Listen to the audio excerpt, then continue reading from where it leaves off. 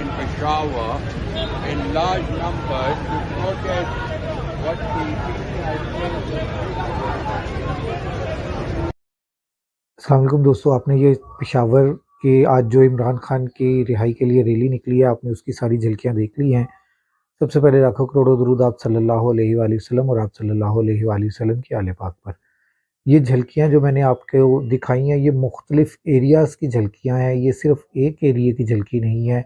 ये मुख्तलिफ साइड से रैलियाँ आ रही हैं, जिसको आज पेशावर रैली को इंटरनेशनल मीडिया कवरेज देने के लिए वहाँ पर पहुँचा है।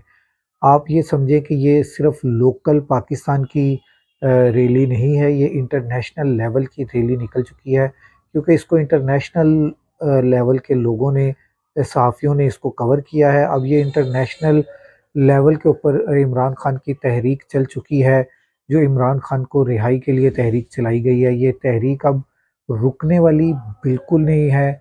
और आपको पता है कि खैबर पख्तूनख्वा में इस वक्त पाकिस्तान तहरीक इंसाफ की ही हुकूमत है, इसलिए वहाँ पर उनको कोई पकड़ धकड़ का भी ख़तरा नहीं है, जिसकी वजह से वैसे भी वो लोग जो हैं, जब पकड़ धकड़ हो रही थी तब भी वो लोग बिला खौफ व ख़तर बाहर निकलते थे। इमरान खान की हर अपने लीडर की कॉल के ऊपर इमरान खान के लिए, और अब भी वो उन्होंने निकल कर ये साबित किया है कि वो इस वक्त इमरान खान को रिहा करवाने की भरपूर कोशिश करेंगे। अगर मुज़ाहमत की कहीं पर बारी आई तो वो मुज़ाहमत भी करने के हक़ में हैं और वो मुज़ाहमत भी कर जाएंगे।